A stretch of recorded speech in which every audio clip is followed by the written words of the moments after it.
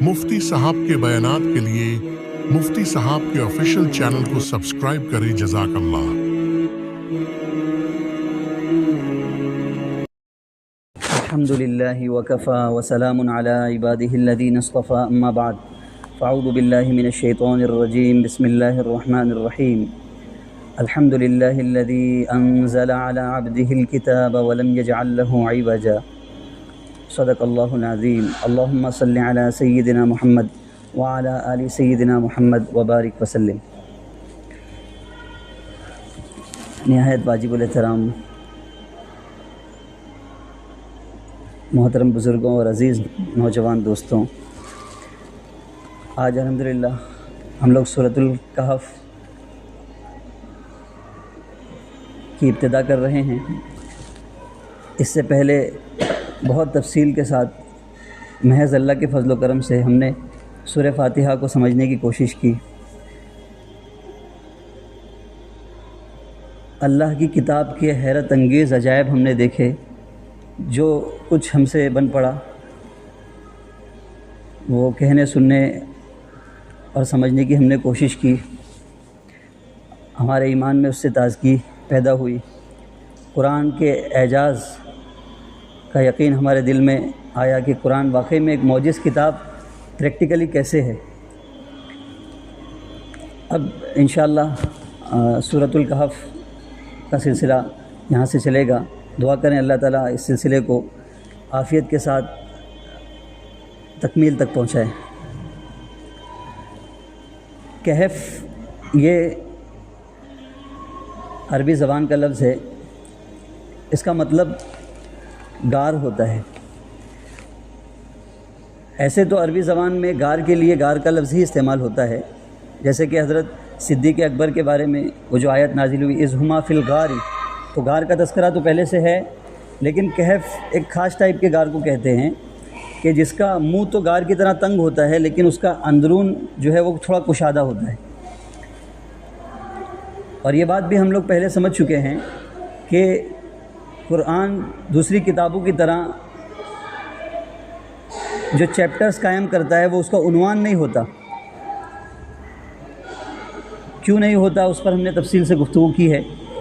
वो बस किसी अदना सी मुनासबत की वजह से किसी भी सूरत का नाम वो रख दिया जाता है। मसलन यहाँ सूरह कहफ़ को सूरह कहफ़ इसलिए कहा गया कि इस सूरत में असहाबे कहफ़ का यानी उन लोगों का किस्सा बयान किया गया है जो अपने कौम के शिर्क और बुत परस्ती से बेजार होकर तौहीद की और ईमान की हिफाजत के लिए एक गार में जाकर छुप जाते हैं। सिर्फ़ इस सूरत में उन्हीं का वाक़या नहीं बयान किया गया, उनका भी बयान किया गया, लेकिन उनकी मुनासबत से सूरत का नाम सूरतुल कहफ़ रखा गया। ये सूरत मक्का मुकर्रमा में नाजिल हुई और इस सूरत की अज़मत शान के लिए इतनी बात काफ़ी है कि इस सूरत को 70,000 फ़रिश्ते लेकर एक साथ नाजिल हुए। इससे इस सूरत की अज़मत का अंदाज़ा लगाया जा सकता है। और ये सूरत उन सूरतों में है जो पूरी के पूरी एक साथ नाजिल हुई। इस सूरत के फ़ज़ाइल में आता है कि हज़रत अबू सईद खुदरी रज़ी अल्लाह अन्हु की रिवायत है मुस्तदरक लिल हाकिम में कि जिसने सूरह कहफ़ उस तरह पढ़ी जिस तरह ये नाजिल हुई है तो ये सूरत उसको तमाम फितनों से महफूज रखेगी। हत्ता कि दज्जाल अगर निकल जाए तो उससे भी वो ये सूरत उसको महफूज रखेगी। इसी तरह हज़रत अली रज़ी अल्लाह अन्हु की रिवायत में है जो हर जुमा इस सूरत को पढ़ेगा तो 8 दिन तक अल्लाह तबारक व तआला उसकी तमाम फितनों से हिफाजत फरमाएंगे, और अगर इस दरमियान दज्जाल खुरूज कर गया तो उससे भी अल्लाह ताला उसको महफूज रखेंगे। इसी तरह मुस्लिम शरीफ की एक रिवायत है, हज़रत अबू दरदा रज़ी अल्लाह अन्हु उसके रावी हैं। उस रिवायत में ये ऐसा आया है कि जो सूरह कहफ़ की इब्तिदाई आयत और बाज़ रिवायतों में आखिरी 10 आयत अगर तिलावत करेगा तो अल्लाह तबारक व तआला उसको तमाम फितन और शुरूर से महफूज रखेंगे। इस सूरत की फ़जीलत को सुनने के बाद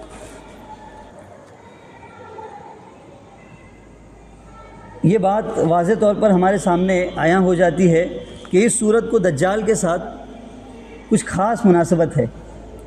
کیا وجہ ہے کہ 114 صورتوں میں اللہ کے نبی صلی اللہ علیہ وسلم نے صرف سورہ کہف کا انتخاب کیا؟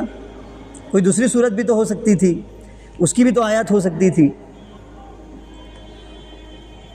تو اس سے پتہ چلا کہ سورہ کہف میں ضرور ایسے مضامین، ایسے احکام اور ایسے ہدایات اور ایسے انوارات موجود ہیں جو دجال اور فتنہ دجال کا توڑ ہیں۔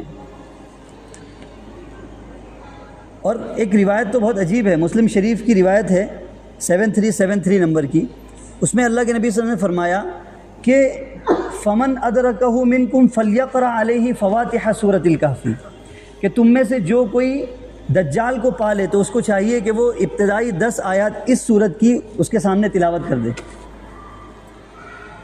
اللہ تعالیٰ اس کو اس سے محفوظ کریں گے۔ تو کم سے کم اتنا تو سب کر لیں، نیت کریں کہ انشاءاللہ ہم سورہ کہف کی ابتدائی 10 آیات اور آخری 10 آیات حفظ کریں گے اور اس کو روزانہ پڑھنے کا بھی اہتمام کریں گے انشاءاللہ۔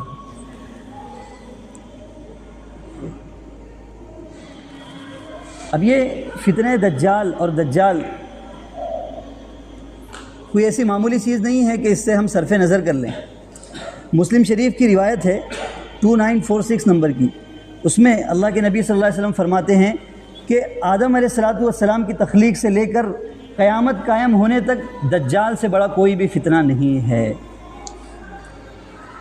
اور حضور نے یہ بھی فرمایا بعض جگہوں پر کہ تمام انبیاء نے اپنی قوم کو دجال سے ڈرایا ہے۔ حالانکہ یہ بات معلوم تھی کہ اس کا خروج آخری زمانے میں ہوگا، حضور آئیں گے اس کے بعد ہوگا، پھر بھی اپنی قوم کو ڈرایا۔ اور حضور صحابہ کو اس اہتمام کے ساتھ دجال سے ڈراتے تھے اور اس کے فتنے سے ڈراتے تھے کہ صحابہ یوں فرماتے تھے کہ اگر بسا اوقات پیچھے جھاڑ میں تھوڑی سی آواز پیدا ہوتی تھی یا کوئی کھٹ کھٹ کی آواز آتی تھی تو ہم ڈر جاتے تھے کہ کہیں دجال تو نہیں آ گیا، اتنا اہتمام سے حضور ڈراتے تھے۔ اور اس کا فتنہ کچھ ایسا سنگین ہے ہی، اور پھر اس کی شخصیت بھی کچھ ایسی سنگین ہے کہ واقعی میں نے ابھی آج کے اور مسائل کی مجلس میں ایک سوال آیا تھا تو اس میں نے کنز العمال کی ایک روایت پیش کی۔ اس عجیب روایت ہے، روایت میں ہے کہ ایک ایمان والا وہ دجال کے پاس آئے گا، دجال اس سے مخاطب ہوگا اور دجال سے اس سے کہے گا کہ تو مجھے اپنا رب مان، وہ کہے گا نہیں میں تجھے اپنا رب نہیں مانتا ہوں۔ تو دجال اس سے کہے گا کہ اگر میں تیرے ماں باپ کو زندہ کر دوں تو کیا تو مجھے اپنا رب مانے گا؟ تو وہ بڑی جرأت سے کہے گا ہاں کر دکھا۔ تو دجال ارادہ کرے گا اور 2 روحیں اس کے سامنے آئیں گی اس کے ماں باپ کی شکل میں، اور وہ اس سے کہیں گی بیٹا ہم تیرے ماں باپ ہیں، دجال جو کچھ کہہ رہا ہے اس کو مان لے، اس کو اپنا خدا مان لے۔ اللہ اکبر۔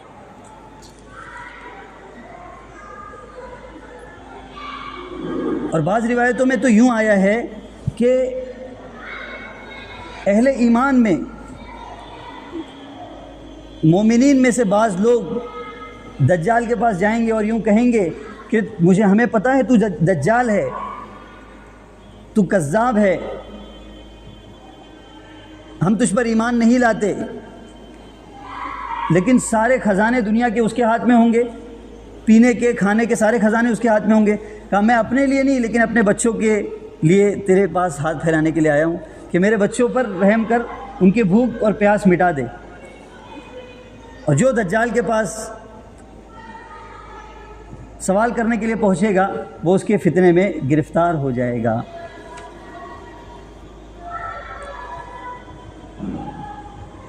ہم لوگ انشاءاللہ دجال کے فتنے کی سنگینی اس ٹاپک پر انشاءاللہ مستقل گفتگو کریں گے، پھر اس وقت ہم کو اندازہ ہوگا کہ کتنا حیرت انگیز فتنہ ہے۔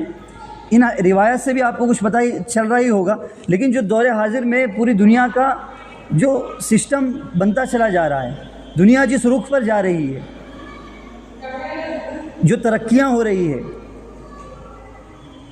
چاہے وہ معیشت میں ہو، رہن سہن میں ہو، یا چیزوں کے اور اشیاء کے لین دین میں ہو، یہ کیسے حیرت انگیز طریقے پر دجال کی خروج کو، دجال کے مشن کو آسان کرنے کے لیے دنیا میں برپا کیے گئے ہیں۔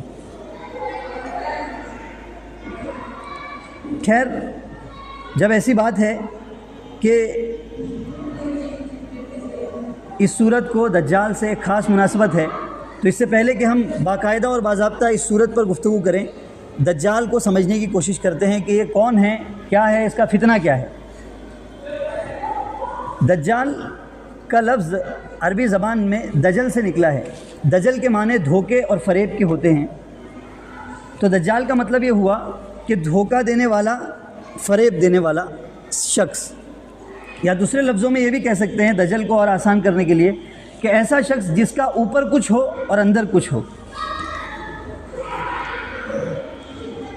دجال ایسا ہی ہوگا، روایت میں آتا ہے مسلم شریف کی کہ وہ اپنے ہاتھ میں جنت اور جہنم دونوں لے کر آئے گا،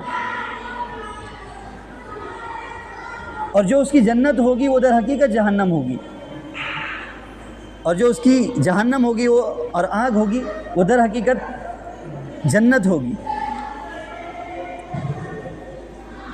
اور دجال آسمان سے کہے گا بارش برسا تو آسمان برس پڑے گا، زمین سے کہے گا گلے اگا تو زمین گلے اگانے لگے گی۔ اب یہ سب کچھ تو اللہ کرتے ہیں، اب ظاہر میں ایسا لگ رہا ہے کہ یہ سب دجال کر رہا ہے، لیکن حقیقت ایسی نہیں ہوگی جو نظر آ رہی ہوگی۔ تو دجال کا مطلب جس کا اوپر کچھ ہو اور اندر کچھ ہو۔ اور یہ بھی بات ایک سمجھ لے یہاں پر کہ دجال یہ صرف فتنہ نہیں ہے بلکہ ایک شخصیت بھی ہے۔ بہت سارے لوگ یہ سمجھتے ہیں کہ دجال صرف اور صرف ایک فتنے کا نام ہے، وہ کسی شخصیت کا نام نہیں ہے۔ دجال نام کا کوئی شخص نہیں آئے گا، اس کے فتنے رونما ہوں گے، اس سے بچنے کا احادیث میں اور شریعت میں ہم کو حکم دیا گیا ہے، ایسی بات نہیں ہے۔ دجال کی اپنی شخصیت بھی ہوگی۔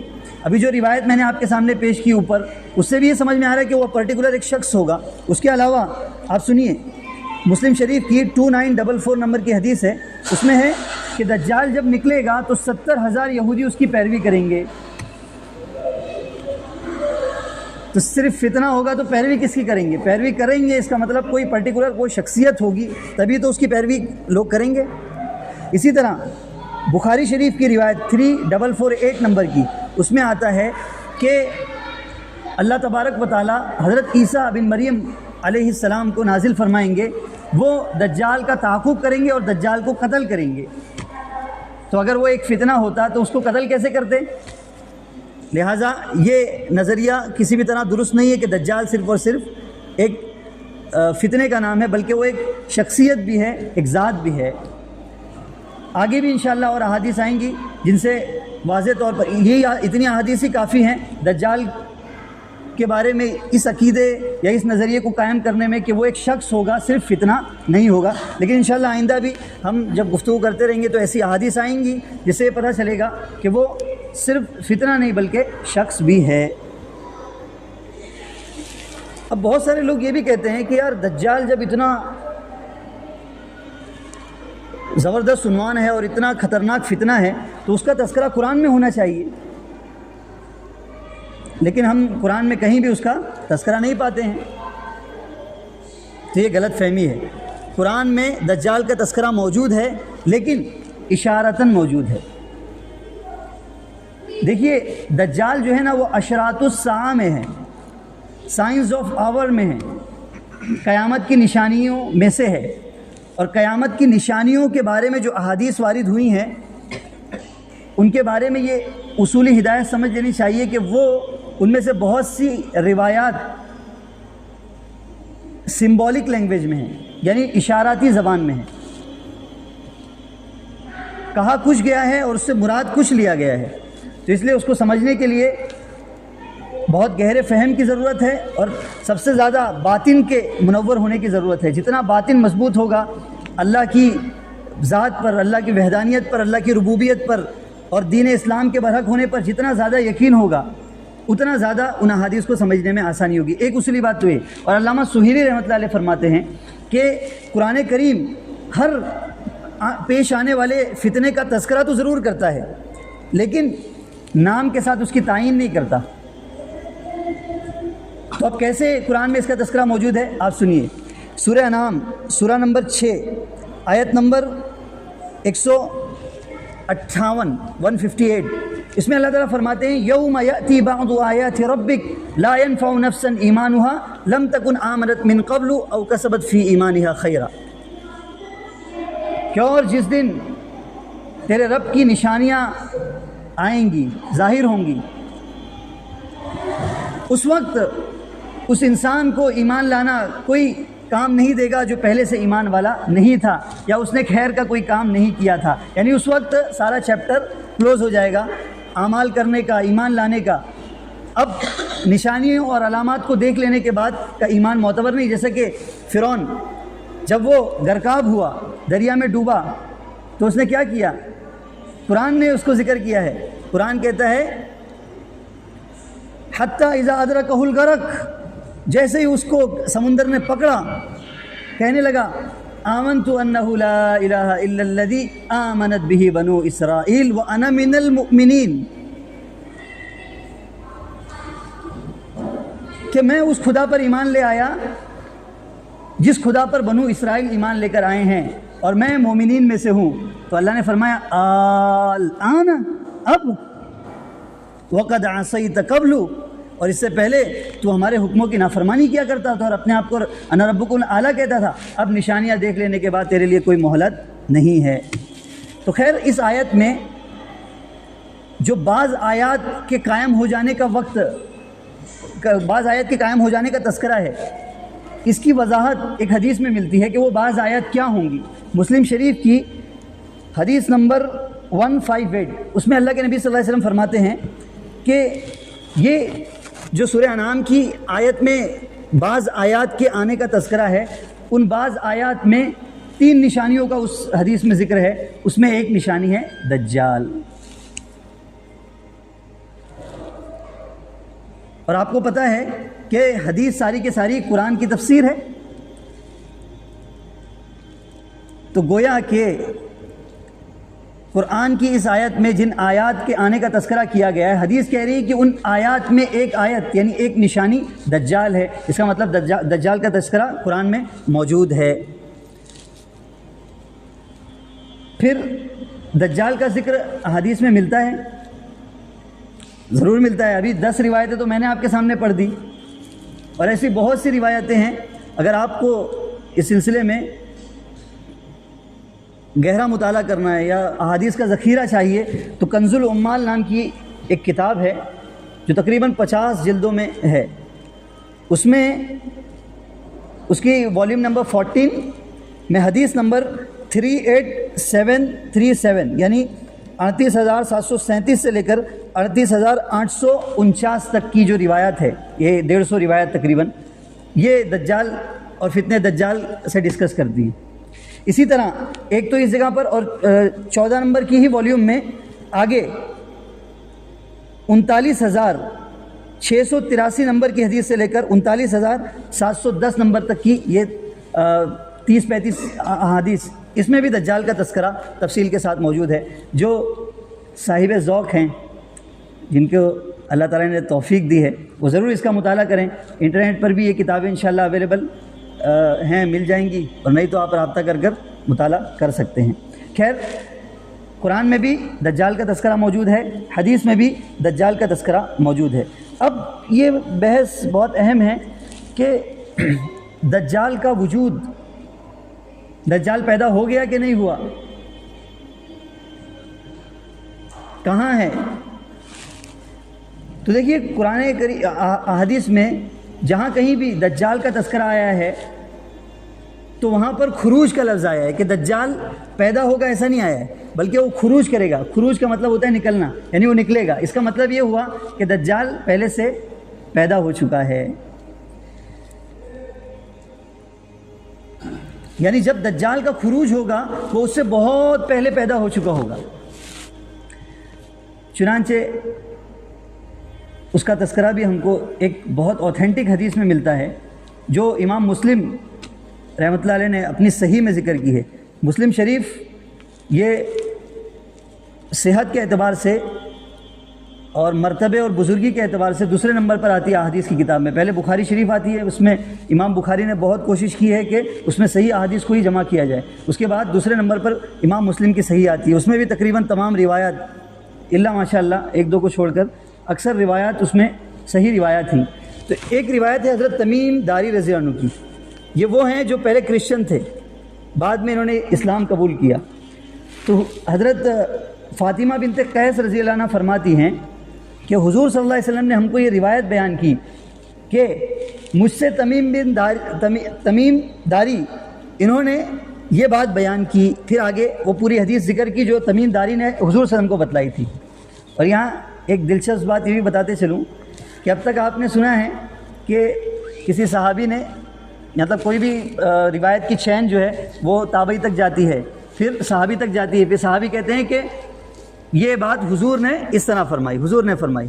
لیکن یہ واحد صحابی ہیں حضرت تمیم داری کہ جس میں جب چین چلتی ہے تو کیسے چلتی ہے, جیسے تابعین سے چلے گی, پھر فاطمہ بنت قیس نے فرمایا کہ حضور نے یہ فرمایا, پھر حضور فرماتے ہیں کہ تمیم داری نے یہ فرمایا.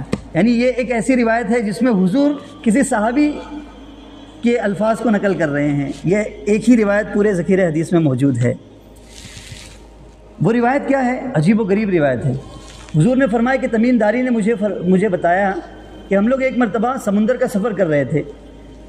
سمندر میں اچانک سے طغیانی آئی اور ہماری کشتی بھنور میں پھنس کر راستہ بھٹک گئی, اور ہم کسی اننون جزیرے کے پاس وہ کشتی وہاں پہنچ گئی. اب بہت دنوں سے ہم کشتی میں تھے, جزیرے کے قریب وہ پہنچی تو ہم نے سوچا کہ کھانے پینے کا کچھ سامان یہاں تلاش کرتے ہیں, تو ہم سب اس جزیرے میں اتر گئے. جب ہم اس جزیرے میں اترے اور ہم تھوڑا آگے ہی بڑھے تھے کہ ہم نے دیکھا کہ ایک انتہائی ڈراؤنا شخص جو انسان نما ہے, لیکن اس کے بال بہت لمبے لمبے ہیں اور پورے بال اس کے چہرے پر ہیں, وہ کھڑا ہوا ہے. ہم ڈرتے ڈرتے اس کے پاس گئے, کچھ گفت و شنید بھی انہوں نے ذکر کی کہ ہماری اس سے بات چیت بھی ہوئی. تو اس نے یہ کہا کہ تم مجھ سے بات مت کرو, اندر ایک اور ایک شخص ہے, جاؤ تم اس سے بات کرو. تمیم داری فرماتے ہیں کہ ہم لوگ اندر گئے تو ہم نے دیکھا کہ ایک انتہائی ڈراؤنا شخص ہے جو نہ انسان ہے نہ جن ہے.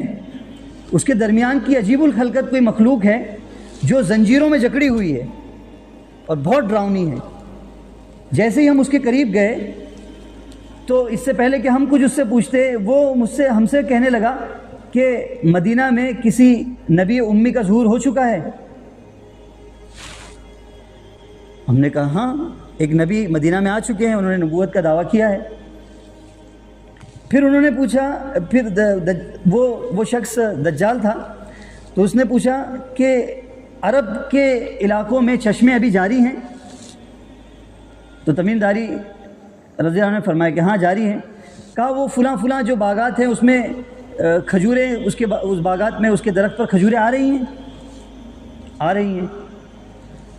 اور پھر ایک چوتھا سوال کیا کہ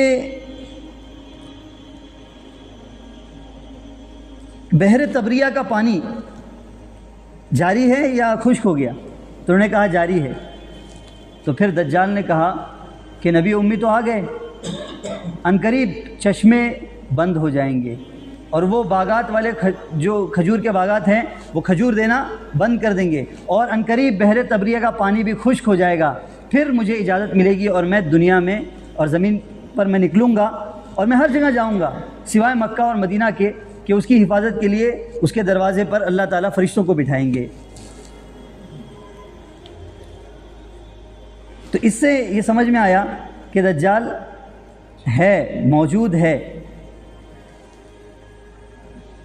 اور بعض لوگ جو اس ٹاپک سے بہت زیادہ دلچسپی رکھتے ہیں اور انہوں نے اس میں بہت تحقیقی کام کیا, جیسے مفتی ابو لبابہ شاہ منصور جنہوں نے 3 والیوم میں کتاب لکھی ہے دجال کون, کب اور کہاں.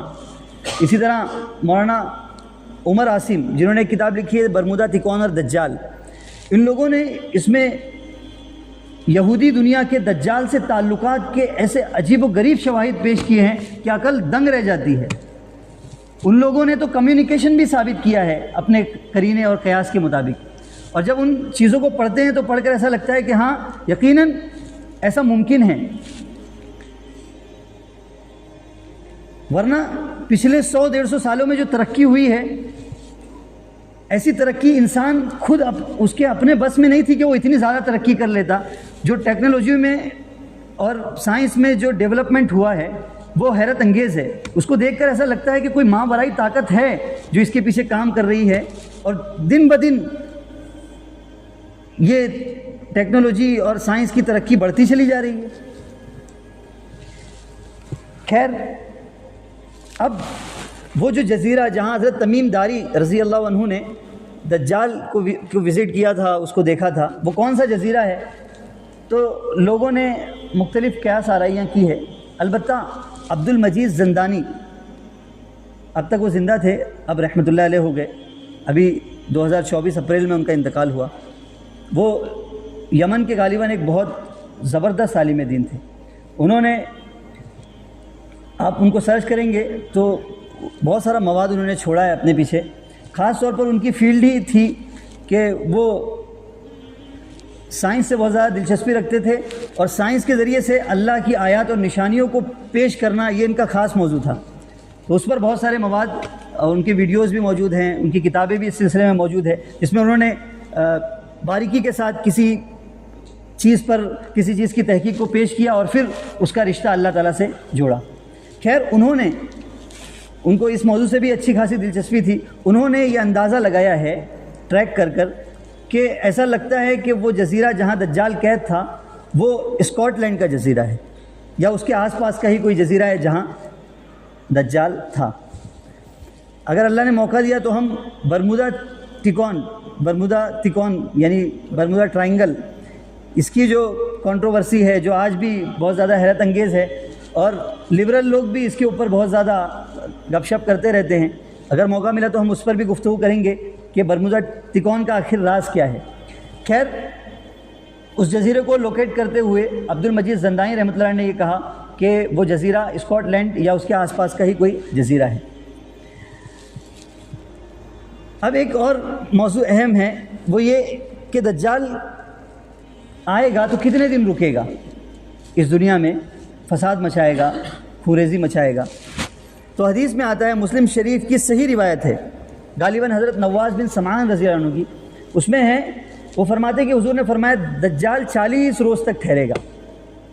اس کا پہلا دن 1000 سال کے برابر، دوسرا دن 1 مہینے کے برابر، تیسرا دن 1 ہفتے کے برابر، اور چوتھا دن عام دنوں کے برابر ہوگا۔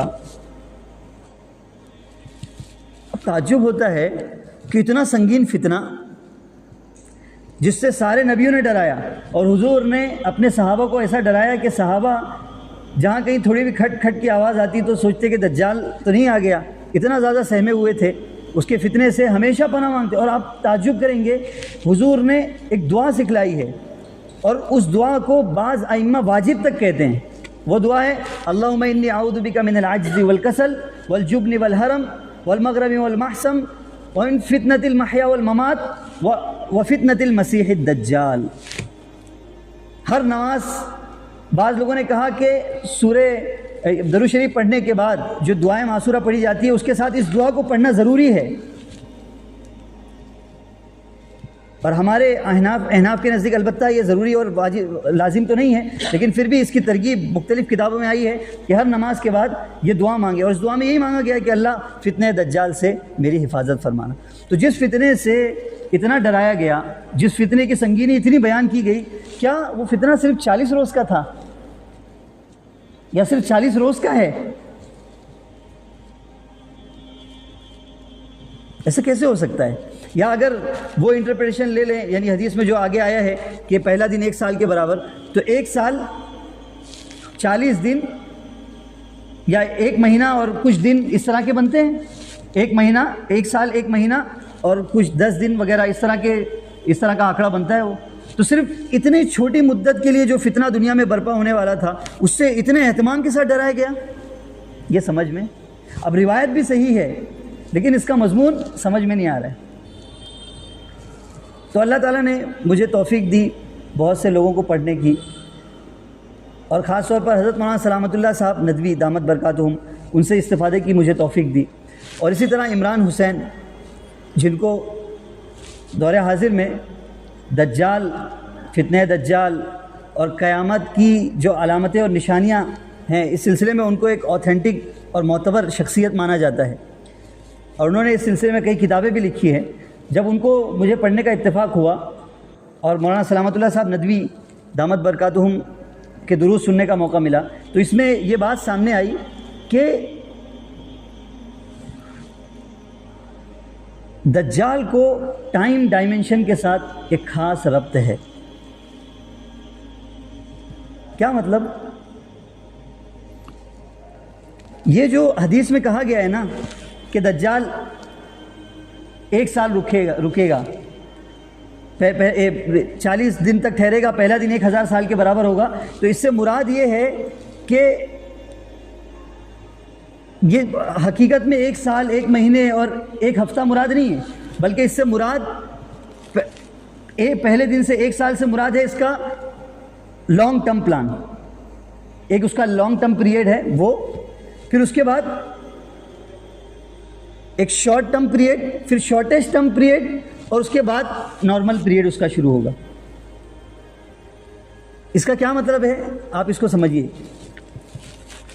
سائنسدان اب تک کچھ پہلے تک یہ سمجھتے تھے کہ ٹائم ایبسلیوٹ ہے اور ایٹرنل ہے، لیکن آئنسٹائن نے ایک تھیوری پیش کی، تھیوری آف ریلیٹیوٹی۔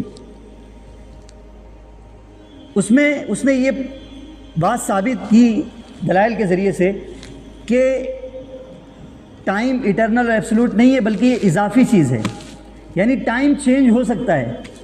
اور ٹائم کا جب آپ فارمولا دیکھیں گے تو ٹائم کیا ہے؟ Time is equal to distance upon speed. اس کے مطابق آئنسٹائن کا کہنا یہ ہے کہ اگر کسی پلانٹ کی رفتار تیز ہوتی جائے گی تو اس میں ٹائم چینج ہوتا چلا جائے گا۔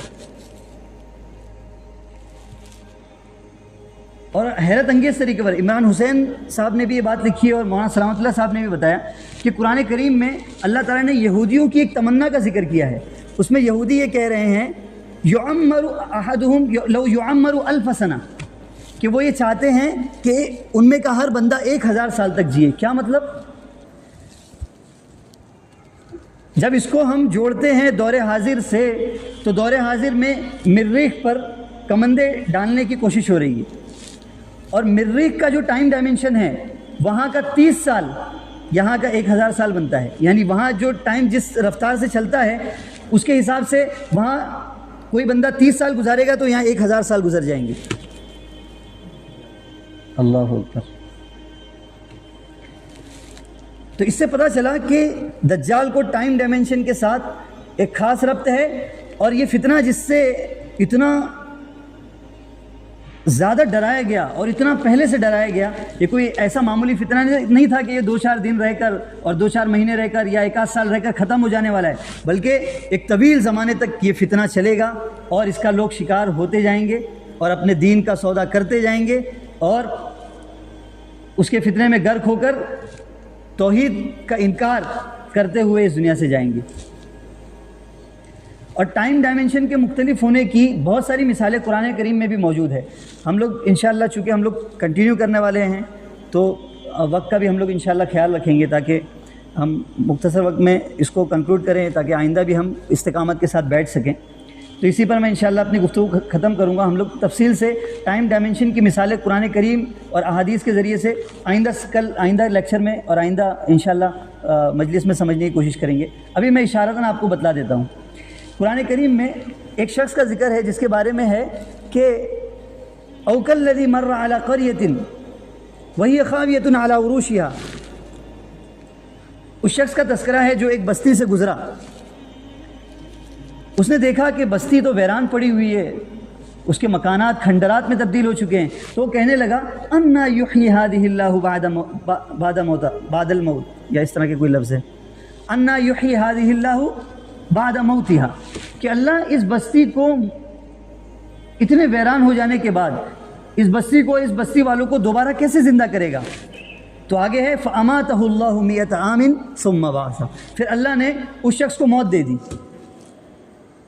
وہ مر گیا. پھر اللہ تعالیٰ نے اس کو اٹھایا.